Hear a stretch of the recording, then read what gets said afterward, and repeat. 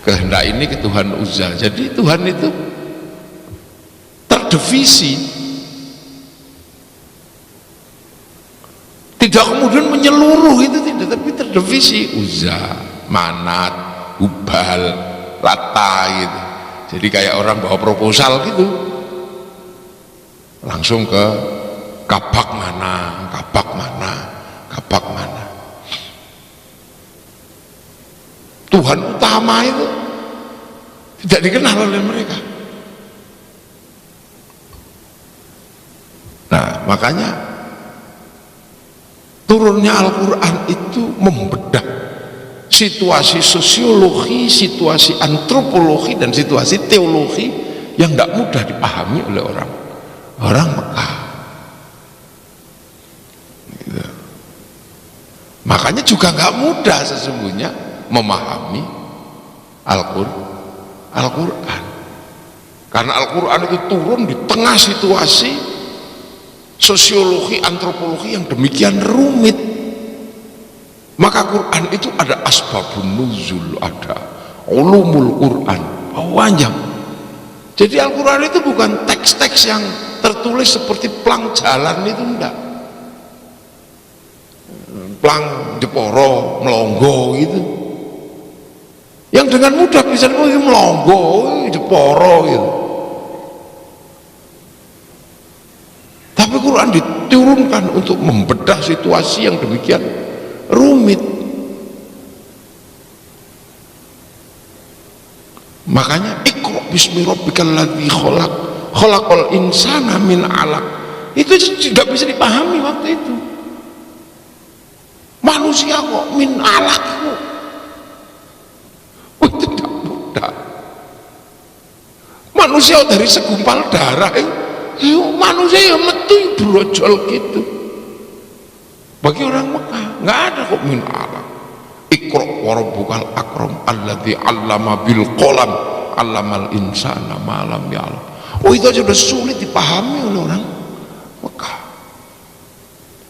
Sama juga dengan sulit menjelaskan waktu itu bumi itu bulat, itu juga susah. Nah, makanya Al-Quran ini begitu rumit sebenarnya ketika turun untuk membedah situasi. Dia tidak rumit ketika dibaca, memang nggak rumit. Ketika dibaca ya nggak rumit. Bismillahirrahmanirrahim. Iqra bismi rabbikal ladzi khalaq, khalaqal insana min 'alaq. Iqra wa rabbukal akram alladzi 'allama bil qalam 'allamal insana ma lam ya'lam. Dia sulit. Bismillahirrahmanirrahim. Alhamdulillahirabbil alamin arrahmanir rahim maliki yaumiddin. Iyyaka na'budu wa iyyaka nasta'in ihdinas siratal mustaqim siratal ladzina an'amta 'alaihim ghairil maghdubi 'alaihim waladdallin. Amin. Tak sulit ketika dibaca. Tapi ketika Quran dipahami sebagai sebuah konsep besar yang akan merubah sebuah sistem yang sudah sekian puluh tahun menjadi problem sosiologi, menjadi problem antropologi, ini tidak mudah. Nah, itu bedanya kitab suci itu di situ. Kitab suci itu di situ. Bedanya di situ. Menjadi guidance buat manusia untuk berjalan dalam situasi yang predictable maupun yang unpredictable, yang bisa diprediksi maupun tidak bisa diprediksi, yang terlihat maupun yang tidak terlihat. Yang terlihat ini depan mata ini anggur. Ini anggur nih yang terlihat ini. Makan ya anggur, nggak dimakan ya anggur. Tapi yang tidak terlihat itu apa? Ini ada sedekah, ada pahala, ono sedekah, ono pahala, dan dari sini ini bisa menjadi sebab surga atau neraka. Terus ora tak ketok, sing ketok iku anggur. Lah itu Quran harus mampu menghadirkan sesuatu yang nampak maupun yang tidak nampak. Ini pengajian Yang nampak Pak Bupati, saya, Pak Kapolres, semua lengkap, ini yang nampak. Tapi Al-Quran menjelaskan ini ada malaikat-malaikat yang sedang bersyukur, ya Allah wong Jeporo ngaji. Tapi di sini juga ada jin-jin, setan-setan. Oh, mulai turu ngantuk. Ini Quran gitu. Di sini nih yang mampu menjelaskan ini ngaji. Provokasi itu jin malaikatnya. Wah, apik terus nokus ngaji terus. Setan ini mandeko. Dan itu nggak berhenti itu, nanti sampai ketika saya pulang tidur di kamar, iblisnya masih pagi-pagi, ayo. Wah, akhirnya dikipasi ulun.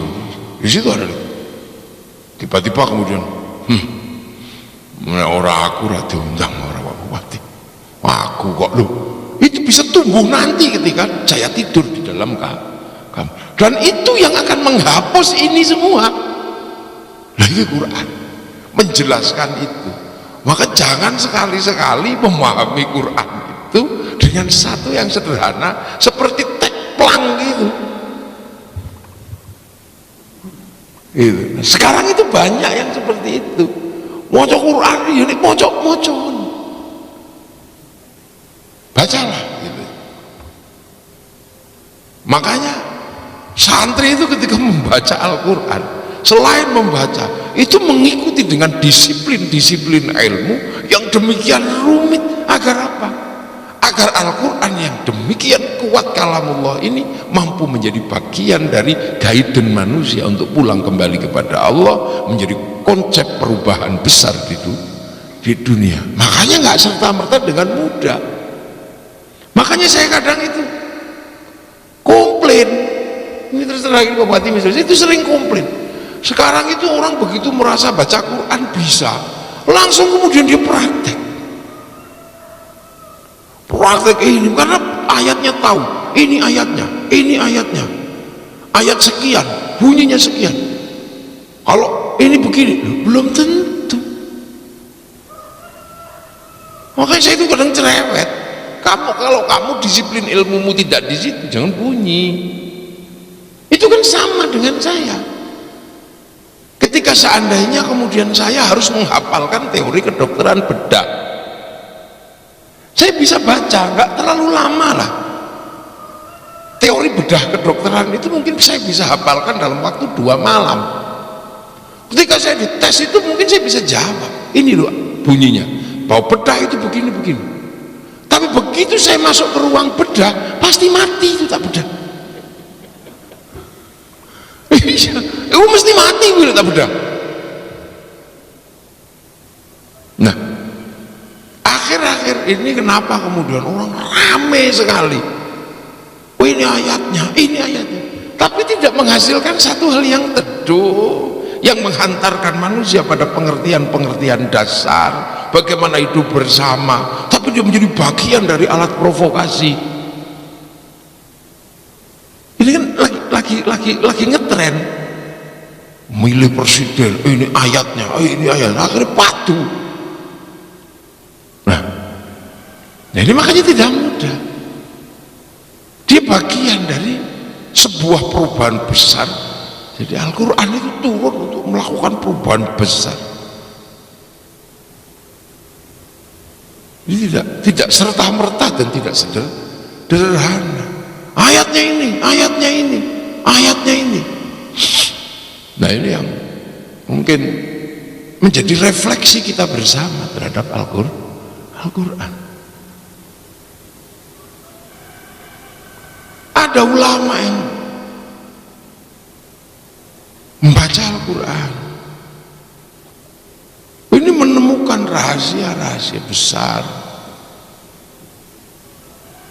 yang akhirnya dirangkum dalam satu kitab besar. Itu hanya ketemu ayat kecil gitu. Walillahil asmaul husna fad'uhu biha melahirkan satu kitab besar, yang itu kitabnya kemudian dikenal dengan kitab Syamsul Ma'arif. Mau itu besarnya, itu cuma dari walillahil asmaul husna fad'uhu biha. Lah ini iqra bismi rabbika, sebut dengan nama Tuhan.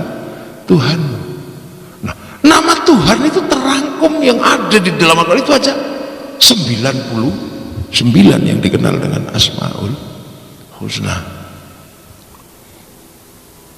Itu membaca mulai dari situ aja kita sudah butuh pengertian yang sangat besar. Apalagi ketika kemudian kita membaca ayat pertama, Bismillahirrahmanirrahim. Membaca ayat itu aja kita sudah punya pengertian yang cukup besar. Bagi beberapa ulama kemudian melahirkan disiplin menyebut asma Allah. Itu baru masuk dari situ sudah menyebut asma Allah.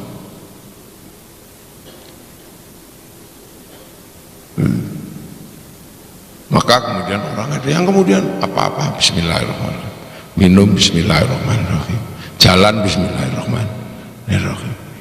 Itu baru saja menjalankan disiplin apa yang diperintahkan oleh Allah di dalam Al-Quran. Sebut asma Allah, menjalankan satu itu sampean wis mlebu swarga. Membiasakan satu menyebut asma Allah. Arab ini bismillah, Arab ini bismillah. Orang mungkin gaplek Bismillahirrahmanirrahim. Jadi orang kalau terbiasa aja menyebut asma Allah, Bismillahirrahmanirrahim, Bismillah, itu dia akan dijauhkan dari kebiasaan buruk. Karena setiap akan melakukan sesuatu pasti keluar kalimat Bismillah. Begitu harus melakukan elek, begitu Bismillah mau orang mundur deh.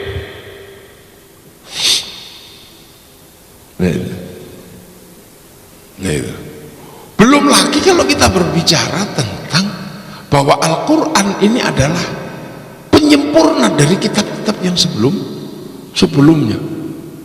Berarti kita berbicara tentang peradaban yang akan dibangun oleh Al-Quran. Karena kitab-kitab sebelumnya ini sudah menjadi bagian dari peradaban besar yang sebelumnya. Taurat itu sebelumnya menghasilkan sebuah peradaban besar ketika dibaca oleh orang-orang Yahudi, menghasilkan peradaban gede, peradaban yang mampu meruntuhkan kekuatan Fir'aun. Zabur, kitabnya Nabi Daud, menghasilkan sebuah disiplin keilmuan yang sampai hari ini ketika dibaca oleh pengikutnya menghasilkan ilmu tentang logam yang tidak pernah ada habisnya. Makanya sampai hari ini yang menguasai perbendaharaan logam itu ya orang Yahudi. Karena orang Yahudi pegangan kitab Zabur. Nah, Nabi Daud itu ahli logam dunia. Logam dipegang-pegang gini, ini bisa jadi baju. Makanya simbol bintang besarnya orang Yahudi dikenal dengan simbol bintang David.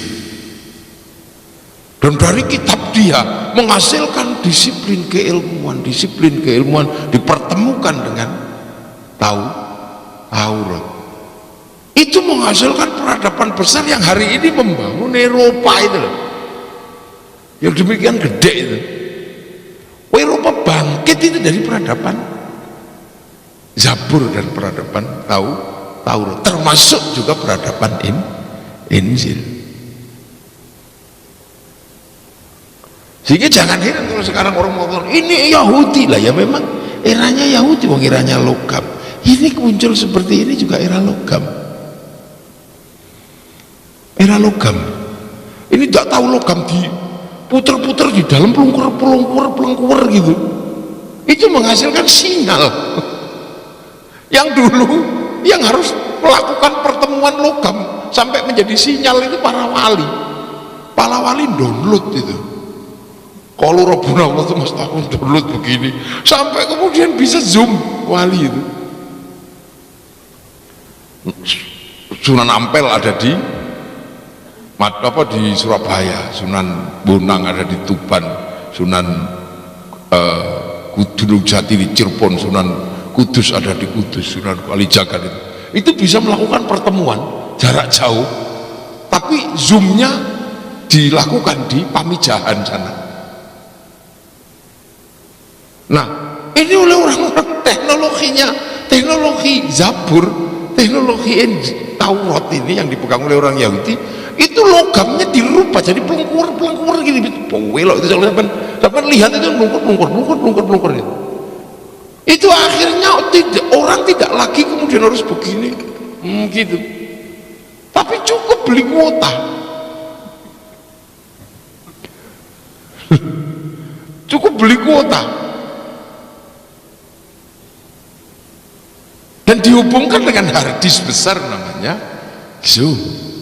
Sementara pada saat yang sama tentang harddisk besar itu sudah pernah diperlihatkan oleh Allah ketika Rasulullah Isra Mi'raj. Harddisk itu namanya Lauhil Mahfuz, di mana seluruh dunia ini dikontrol oleh satu kotak namanya Lauhil Mahfuz. Orang Yahudi Nasrani juga punya kotak yang mengatur dunia namanya Tabut Sulaiman. Orang Eropa juga punya konsep tentang kotak besar dunia yang namanya kotak Pandora.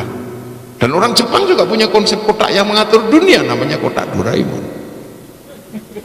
Jadi kotak-kotak itu sudah tergambar semua dulu sebelumnya.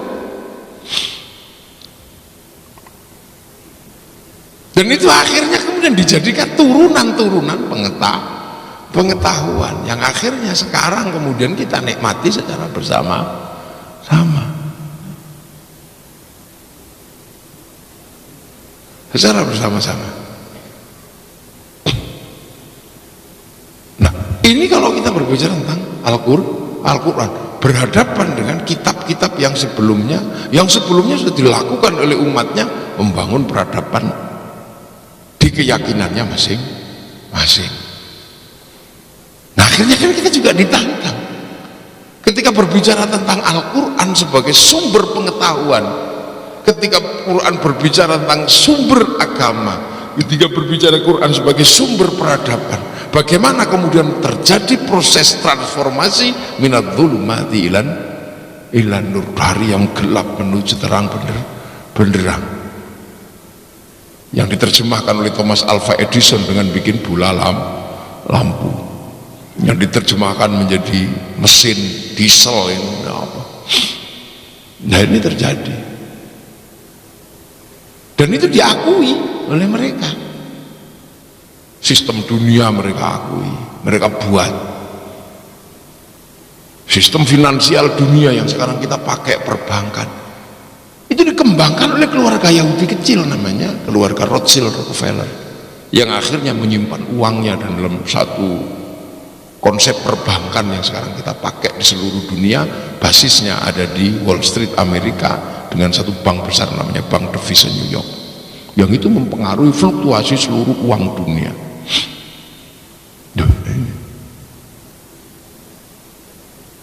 Nah untuk yang gede-gede, nah sementara kita ini untuk hal-hal yang paling dasar aja kita ini berdebat. Kita ini berdebat luar biasa. Quran yang dirangkum secara tauqifi, yang kemudian kita kenal dengan mushaf, kita baca aja berdebat dan menghasilkan perdebatan yang nggak ada ujungnya. Padahal itu lagi mau cocok gitu. Quran pertama namanya Fatihah pertama Bismillah. Mau cocok kita berdebat nggak ada habisnya, ya kan? Loh, mau cocok itu lah. Ini Bismillah ini banter apa alon. Kayak Muhammadiyah MNU beda pun di sini Muhammadiyah. Gitu. Gimana dia? Orang ngono wis beda. Urung ketambahan sing anyar-anyar malah bismillah hilang. Ya, NU Muhammad ya kan wis iki bismillah ora ngono. Wis sing siji terus sing siji ora. Padahal iqra bismi rabbikal ladzi khalaq. Maka ketika dihadirkan bismillah, sebut asma Allah.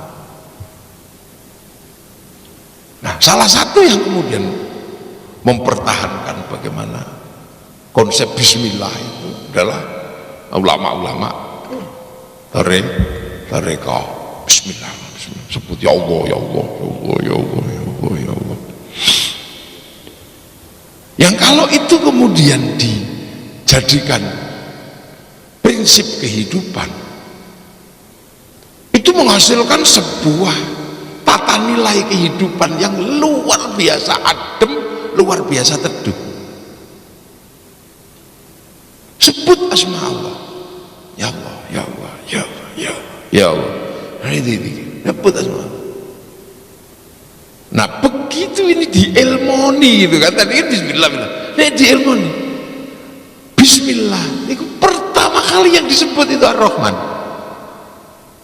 Ini adalah konsep dasar kehidupan bersama yang berbeda dengan sekian perubahan, dengan sekian proses.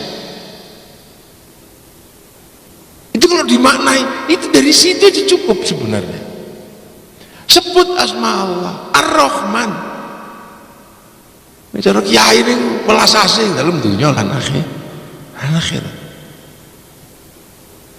Jadi Allah itu belas kasihannya di dunia dan di akhirat. Artinya apa? Ar-Rahman itu adalah asma Allah yang melingkupi seluruh kehidupan, yang tidak membeda-bedakan ciptaan. Semua ciptaan berada dalam ruang yang namanya Ar-Rahman, diliputi oleh Ar-Rahman. Singo, celeng, wedhus. Itu bahasa singo, gampang ini singo, celeng, wedhus. Iki menungso. Singo itu dalam liputan Ar-Rahman itu bebas. Dia makan celeng ya enggak apa-apa, makan kutik, wedhus ya enggak apa-apa, makan menungso ya ora apa-apa. Enggak apa-apa. Dia makan manusia, dia makan celeng, dia makanan dalam wilayah dalam Ar-Rahman, enggak ada masalah. Karena semua adalah dalam belas kasihannya Allah. Tapi manusia kan berpihak. Nono celeng mangan apa, singo makan celeng, syukur mati yo. Ketika singo makan kambing, masya Allah kasihan. Padahal di dalam wilayah Ar-Rahman kabeh oleh welas asih. Makanya jangan heran manusia ini jangan merasa paling super. Di hadapan lalat sama aja kita itu dengan teletongnya sama. Lalat itu nggak peduli teletong itu ya diinjak-injak apa, tahe ya diinjak-injak, muka ya diinjak-injak, nggak ada peduli dia. Di hadapan virus si manusia sama aja, nggak ada bedanya. Babi ya dimakan virus, manusia ya dimakan virus. Di hadapan penyakit itu sama aja. Jadi semua mendapatkan haknya masing-masing. Loh, makanya semua yang di dunia ini pasti dalam wilayah Rahmannya Allah. Yahudi yang dunia ya berarti dapat belas asihnya Allah. Nasrani kok di dunia ya dapat belas asihnya Allah. Loh, makanya dalam konsep Ar-Rahman bisa saling berbagi. Ini pengajian yang kita berbagi dengan orang Jepang yang agamanya Shinto. Untuk urusan apa? Urusan itu mengatur kehidupan yang orang slow, nyantai, tidak ada biasa. Kita di pengajian ini berbagi sama Cina. Buktinya apa? Nah itu rokok itu. rokok. Lunga haji, pergi haji, berbagi sama orang Yahudi. Untuk urusan apa? Urusan naik pesawat. Dan ini menghasilkan konsep manusia yang tidak itu. Makanya ulama-ulama ini kekeh kadang. Bonek mau coba Fatihah Bismillah itu hilang. Kenapa? Karena Bismillah hilang tuh kehilangan konsep Ar-Rahman. Mula kadang wong nek maca Fatihah Bismillah hilang iku aku nek ora umum. Apa salah. Sampe delok krono wong apa salah ngono ya. Delok maca Fatihah kadang rene Bismillah. Itu menghasilkan konsep yang sederhana. Orang kok Cina pateni hilangan, nek Cina mati lu kok kabeh. Sing nuku bakone wong Temanggung sapa?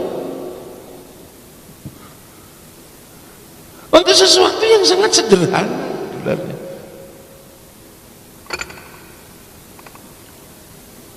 Sesuatu yang sederhana. Kita butuh semua orang dalam kehidupan. Itu. Makanya ini kalau dasar ini jadi paham, itu akan menghasilkan sebuah prinsip kehidupan yang landai, yang penuh pengertian, saling bertoleransi, karena semua sedang mendapatkan belas kasihan Allah yang di dunia ini. Jadi tidak kemudian hancurkan Yahudi, ngulangi kita lunga haji ini. Bahkan ketika pemerintah Saudi menyambut Duyufur Rahman, menyambut tamu-tamunya Allah, itu keinginan pemerintah Saudi adalah apa? Jangan sampai tamu Allah ini terlantar, jangan sampai tamu Allah ini tidak keurus. Untuk kebutuhan itu pemerintah Saudi manggil orang Amerika yang kadang pakai kantoknya segini, auratnya kemana-mana, tapi dipanggil di sini.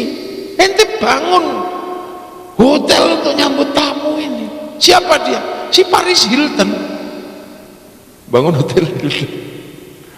Apa tamu Allah ini capek, pengen minum yang lebih bervariasi, tidak zam-zam terus. Dipanggil Coca-Cola, panggil Pepsi, panggil Sprite. Makanannya bukan kemudian kebuli, bukan cuma daging unta, panggil McD, panggil Kentucky. Kok misalnya mereka ngerti, saya panggil mbok berek itu mereka. Atau panggil pindang serani gitu. Dalam wilayah ini kemudian tidak kemudian lagi pangan ini kafir udah. Bank haram, karena bank ini punyanya orang Yahudi, banknya haram.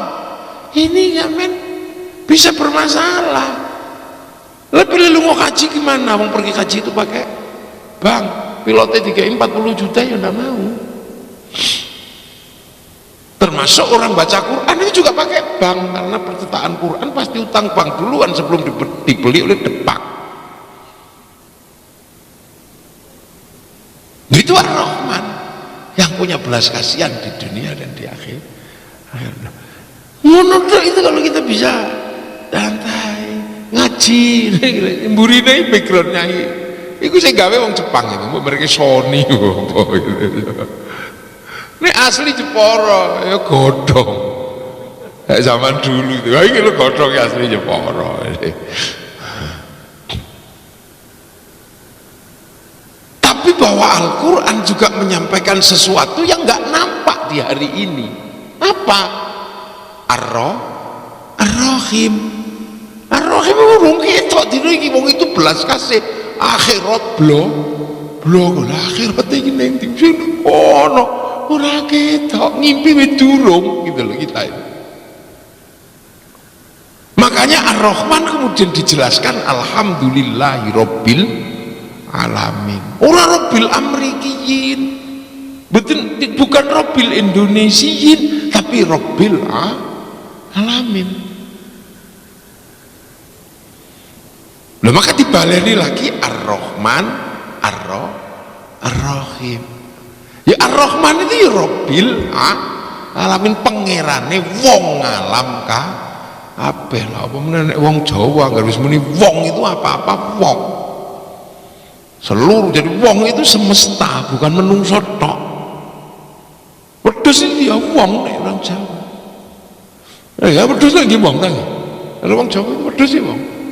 Apa sawahmu kok pageri yo? Oh mau dipangan wedhus. Ah wong wedhus ora dicacak. Wedhus iki wong. Jadi orang Jawa itu ketika memaknai Rabbil Alam ini pengirane wong. Kalau anu bahasa Arab kan itu, bahasa Indonesia kan Tuhan semesta alam. Tapi nek wong Jawa, lu pengirane wong alam kah? Ah, bener wong Jawa nek wis muni wong, itu semesta iki wong. Ono bocah kene iki ngopo? Delok srenge, wong srenge kok mbok delok. Lho, tekan telek ya wong. Apa dipel teleki pitik, wong pitik, wong telek. Lho, apa kerupuk iki wong. Mencret, oh lah kerupuk entek sablek, wong kerupuk sablek kok dinteni. Wong kerupuk. Lah itu. Lah itu makanya enggak mudah. Karena apa? Ar-Rahim itu ono, ira ketok piye. Nah, Ar-Rahim itu sapa? Kan gitu. Itu adalah future, masa depan, future. Jadi lakukan Halloween ini future. Dunia masa depan ini tidak kelihatan. Karena apa? Ar-Rahim itu maliki yaumid rojone dino kiamat itu sembol iku sesuk bentuke kaya apa wallahu alam. Kiai-kiai rapat mikir kiamat iki kapan rapat dipikir. Kenapa? Wong mati bareng-bareng kowe kok dipikir. Kok kiamat itu ijen ngono ya mikir. Oh iku bareng-bareng mabruk anu mati kabeh. Gitu. Malik yaumiddin. Itu hari kiamat engko ono dajjal ono. Tapi sekarang ini kiamat itu menjadi ilmu yang akhirnya kemudian menjadi seperti ramalan orang. Padahal ini sudah dijelaskan, kamu nggak ngerti kapan datangnya, tanda-tandanya itu begini, tapi itu juga bukan tanda-tanda yang pasti gitu. Hari ini tafsirnya beda-beda. Dajjal itu akan muncul di menjelang kiamat, tapi karena wis dipikir dino iki akhirnya menghasilkan bahwa Dajjal itu Amerika, Dajjal itu dolar, macam-macam. Akhirnya Dajjal itu sopo ngono. Akhirnya terus Kiai Said diarani Dajjal, diarani opo. Itu kenapa? Ya karena Ramayai mikir itu konsep masa depan. Tanggal 15 Ramadan akan ada asteroid, awas. Delik kabeh wis sing didol bandane karena takut ada asteroid. Ternyata yang nggak jadi tahun kemarin. Tanggal 15 Ramadan hari Jumat nggak jadi. Terus Sungai Tiberias mengering. Nah, Sungai Tiberias, Danau Tiberias itu mengering ya dari dulu, kalau lagi airnya kurang ya ngering. Tapi mengering yang dimaksud tanda-tanda kiamat itu besok ketika seluruh kaum muslim itu perjalanan menuju Makkah Madinah kehausan, teringat ada Danau Tiberias, begitu bergerak ke sana airnya kering. Karena apa? Diminum sama Ya'juj Ma'juj. Akhirnya kemudian ini orang ramai sekarang sampai ahli kiamat, sampai akhirnya kemudian akan ada khilafah. Rawami khilafah kemarin itu, ayo kono, ini adalah khilafah alam minhajin nubuwah. Ini padahal khilafah riyah, khilafah itu Hizbut Tahrir.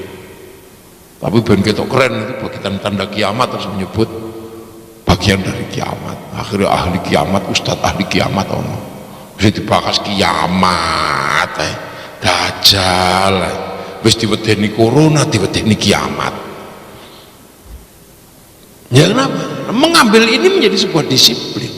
Sementara ini adalah masa depan. Maliki yaumiddin itu masa depan. Terhadap maliki yaumiddin song-song dengan iyyaka na'budu wa iyyaka nasta'in. Song-song dengan ibadah. Nah, ibadah itu apa? Kan gitu. Ketentuan-ketentuan yang diberikan oleh Allah, ada yang disebut ibadah mahdoh. Itu ketentuannya ono. Napa kowe? Antuk minabillahi wa malaikatihi wa kutubihi wa rasulihi wal yaumil akhir wa bil qadri khairi wa syarri minallahi ta'ala. anta syahada an la ilaha illallah wa anna muhammadur rasulullah wa tuqimus sholata wa tu'tiyaz zakata wa tasuma ramadhana wa tahujjal baiti man istata'a ilaihi sabila. Itu capaian ibadah. Tapi ibadah sendiri itu apa? Ibadah itu sendiri adalah ka'annaka tarahu fa illam takun tarahu fa innahu yaraka. Beribadahlah seolah-olah engkau lihat Allah. Tapi kalau kau nggak lihat Allah, yakin Allah itu lihat engkau. Jadi ibadah itu pada dasarnya adalah seolah-olah kita berhadapan dengan Allah. Itu yang disebut dengan ihsan. Konsep husnudzon manusia kepada Allah, karena manusia berhadapan dengan Maliki Yaumiddin. Lu tidak ada yang tahu husnudzon seperti dilihat. Lu makanya kan dalam pelajaran dasar bagaimana kita memahami akidah itu kan, kita diajarkan tentang abda'u bismillahirrahmanirrahim wa birrohi minta imil ihsani. Jadi kita mulai dengan bismillah, menyebut asma Allah.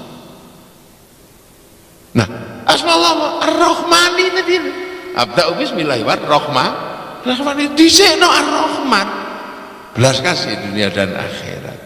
Nah, wabir rohimi terhadap ar-Rahim yang Maliki Yaumiddin, yang ini adalah tentang masa depan manusia dalam perjalanan hidupnya. Daimil ihsani adalah kuatnya kita, langgengnya kita berhusnudzon kepada Allah. Lalu itu makanya ibadah irana sing karo keterima apa ora ndak ono sing karo.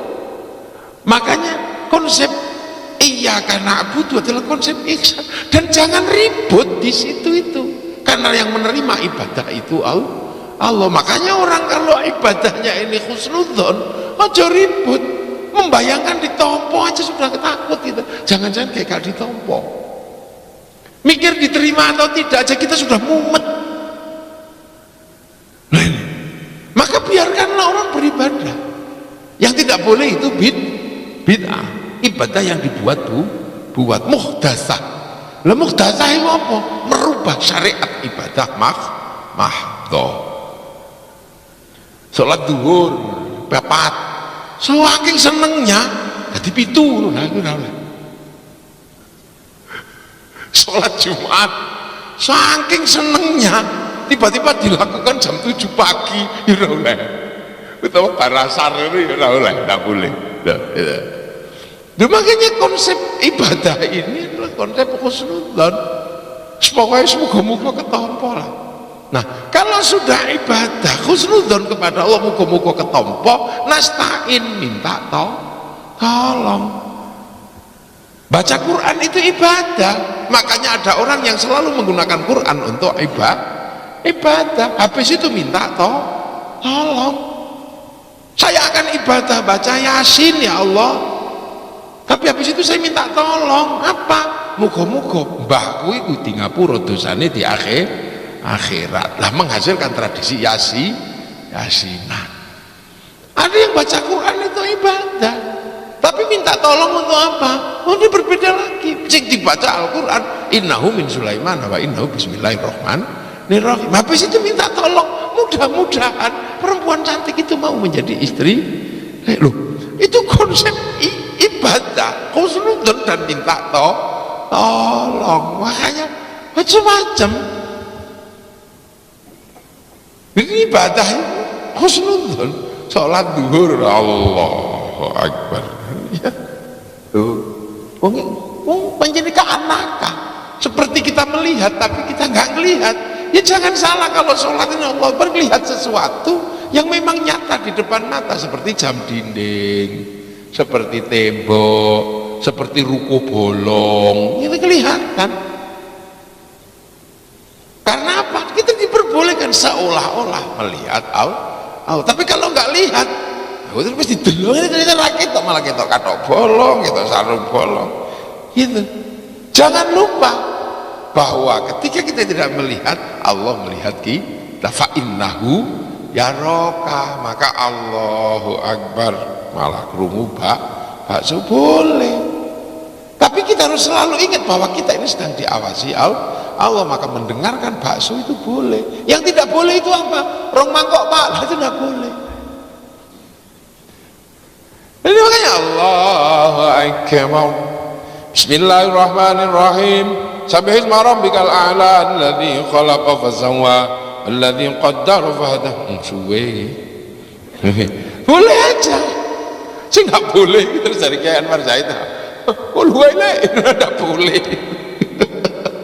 Loh, itu tidak boleh loh. Itu makanya konsep ibadah itu demikian longgar karena semuanya adalah husnudzon. Akan tetapi jangan lupa bahwa kita yang seolah-olah melihat Allah di dunia ini ada yang melihat Allah pernah ketemu dan dipanggil langsung oleh Allah. Siapa? Nabiullah Muhammad sallallahu alaihi wasallam. Makanya yang seolah-olah ini mesti nitip sama yang melihat. Nah, cara nitipnya apa kepada Rasulullah? Ya baca sholawat. Mungkin kita tidak pernah lihat, makanya dalam setiap ibadah jangan lupa tutup dengan sholawat. Itu perangkone wong seolah-olah itu nitip pada yang benar-benar melihat. Makanya kita ini harus selalu nitip pada Rasulullah. Donga ya ditutup sallallahu ala sayyidina Muhammadin. Salat ya kama shallaita ala Allahumma sholli ala sayyidina Muhammad wa ala ali sayyidina. Ojo ribut bab sayyidinanya. Yang tidak sayyidina berpegangan pada kul innama ana basyarun mitslukum yuha ilayya. Tapi yang menggunakan sayyidina berpegangan kepada la taj'alu du'a ar-rasuli bainakum ka du'a ibadikum ba'dha. Nah, pegangannya ono dhewe ora usah diributno. Sing sayyidina monggo sing wis ngono ae pokoke sing penting wasilah teng Kanjeng Nabi. Dan setelah itu tabarruk kepada Nabiullah Ibrahim kama barok ta'ala Sayyidina Ibrahim. Mangane karena kita ini punya kebiasaan setiap hari nitip sholat, nitip donga, nitip kepada Rasulullah. Masa kok ora kenal wong nitip kok ora kenal? Maka biar kenal apapun bab dan cerita tentang Rasulullah kita selalu ingat. Apapun peristiwa yang pernah terjadi dengan Rasulullah kita peringati supaya kenal. Wong nitip kok ora kenal. Makanya termasuk peringatan nuzulul Quran, Maulid Nabi, peringatan Isra Mi'raj ini dalam rangka apa? Pengen kenal. Wong bendino titip kok tidak kenal gitu loh. Makanya kan ini. Nah ini aja, kalau kita berada di wilayah ini dengan tenang bahwa ibadah itu adalah ka'annaka tarahu fa ilam takun tarahu fa innahu yaraka, kita nggak ribut. Oh kono modele wah akbar wis mungkin rumangsa setan iki mangane ngene cepit. Ana sing akbar mungkin rumangsane setan ning kene cepit ngisor. Ana sing Allahu akbar, oh setan aja ganggu disetop. Ngene kok kuping kok. Lho makanya dalam hal ibadah itu indah. Poso. Wong poso bersih-bersih ya ana sing arep padusan husnudzon, mudah-mudahan dengan adus sebelum Ramadan ini menjadi awal kebersihan dalam toharo. Ora ribut. Kiai sholat, wong nunggu santri ini di sawah belum pulang, maka kiai sholatnya mundur. Untuk nunggu siapa? Nunggu makmum. Wong jenengane imam iki butuh makmum. Lah nek makmume belum datang jam 11:30 ditunggu sampai 2:30. Allahu akbar, Allahu akbar. Belum datang ya ditunggu. Robbana Robbana. Belum datang ya sabar, tombo hati. Masih belum sabar, udah nesu kok teko-teko diurugi anjang nanti datang. Ini khusnudzon stenono. Setelah itu sholat Allahu akbar. Bismillahirrahmanirrahim. Imame tuwek wis napase cekak. Bismillahirrahmanirrahim. Qul huwallahu ahad Allahu samad lam yalid walam yulad walam yakul lahu kufuwan ahad. Khusnudzon jangan-jangan sing mburi iki dengkule linu. Ora ngerti Allahu akbar. dawa sing diwaca Al-Baqarah ngono ya bubar. Ora meng sampean Pak Bupati dadi makmum mlayu. Aja lho, walaupun sing imami kecuali sing imami wonten presiden nek Pak Bupati ya anteng saja ngomel-ngomel. Lho itu pernah khusnudzan. Jadi aja terus kemudian kita menilai ibadah orang ngono. Syirik, kafir. Ngono aja gitu bicara.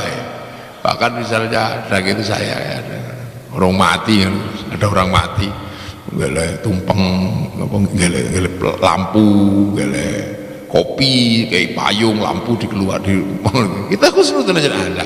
Itu kan karena saking gelone wong tuane mati. Ngono wis pegel ya leren-leren dhewe. Lah, menghadirkan prinsip-prinsip dasar iya karena butuh beribadah itu khusnudzan. Kowe dina iki angel ora umum. Akhirnya kita ini ribut persoalan ibadah. Nah, untuk itu semua maka kita ini ya sudahlah, karena yang tahu agama itu yang diberikan itu adalah Rasulullah, maka ihdinas siratal mustaqim. Ya sudah, minta jalan yang lurus yang dibimbing oleh Allah, yang pernah diajarkan kepada Rasulullah. Tapi siratal mustaqim itu ya ono siratal ladzi, nanti jalannya orang Nah kayak kita ini kan lebih banyak mengikuti jalannya orang. Yang mengikuti langsung jalannya Rasulullah itu dulu siapa? Ya sahabat yang ketemu langsung bisa nanya, ya Rasulullah ini bagaimana? Ya Rasulullah ini bagaimana? Kalau kita kan ikut jalannya orang-orang, sudah katanya an panjang.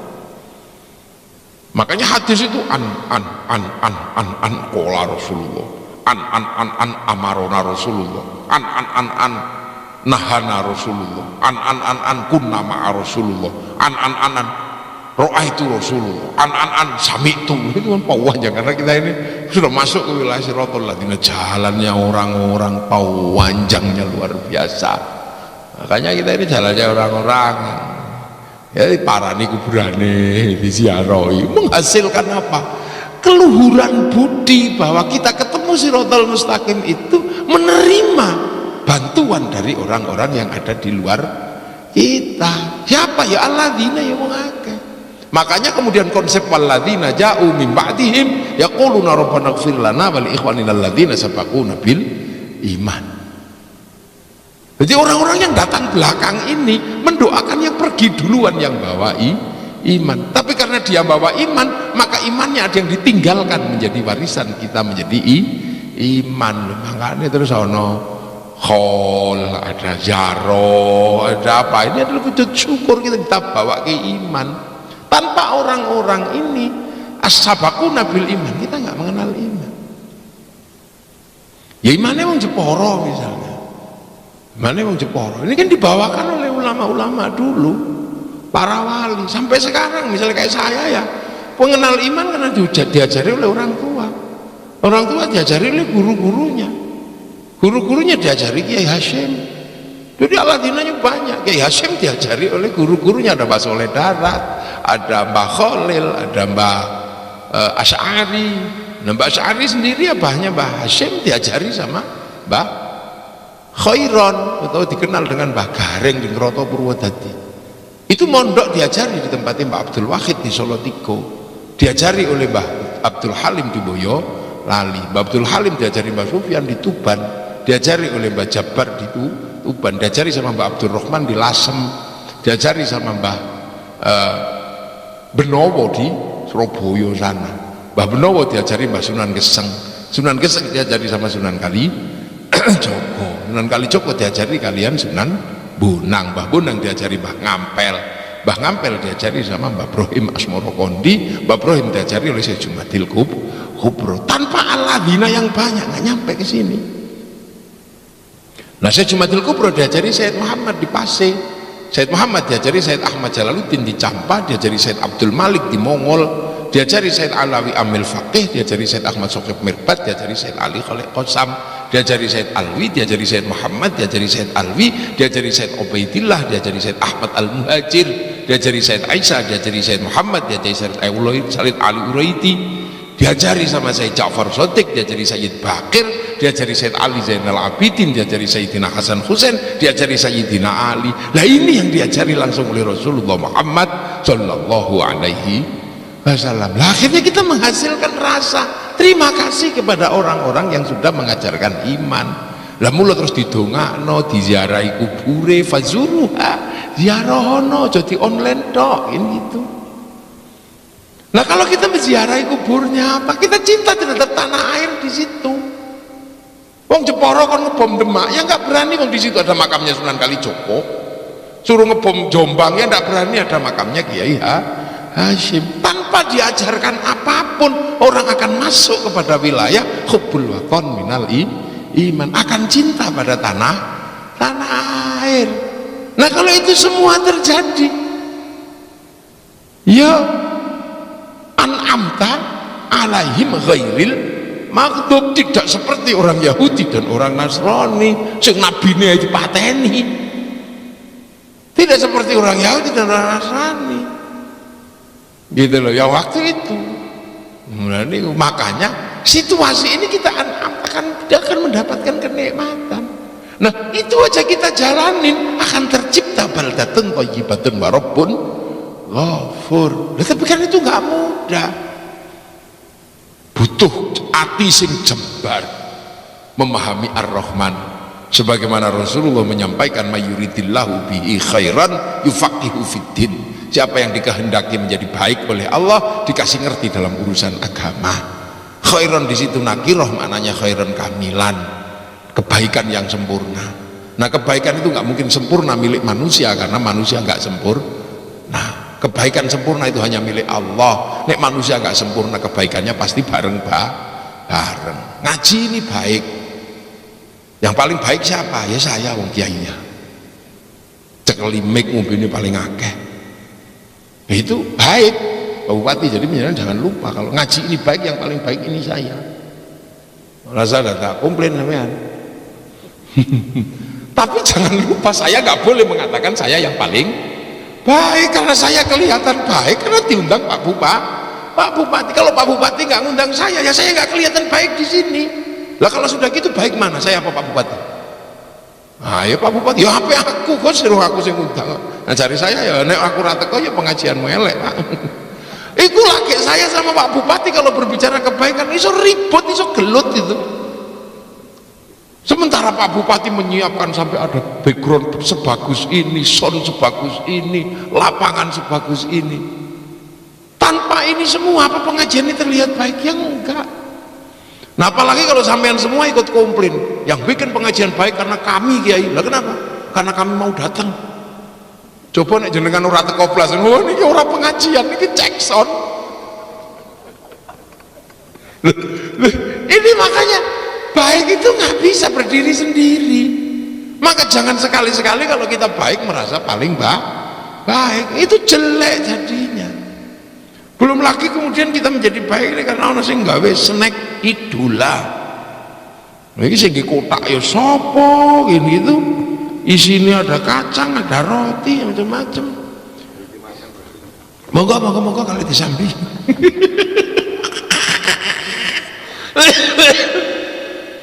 Loh ini bareng-bareng. Makanya ketika makan ini pun Allahumma barik lana loh. Padahal seretan dewe kok barik lana, kok mutakalim al ghair, kok bukan mutakalim wahdah, wong seretan ya dewe. Ya karena makan ini pun bareng sing gawe sapa, kotake sapa, alah yo macam-macam sudah. Nanti ada bumbunya, sing nanem bumbu siapa, dadi sedep karena ono uyahe, sing gawe uyah sapa, sing gawe cuwek ya siapa. Pas gawe uyah itu digelundungke itu jangan-jangan orang yang ngompol di tambaknya juga kita nggak ngerti. Wah ini bener-bener bareng-bareng. Makanya kalau makan jangan sendiri, usahakan bareng. Wong doanya Allahumma barik lana kok ijen-ijen itu nggak bagus. Loh itu, nah itu semesta itu aja kita udah susah memahaminya.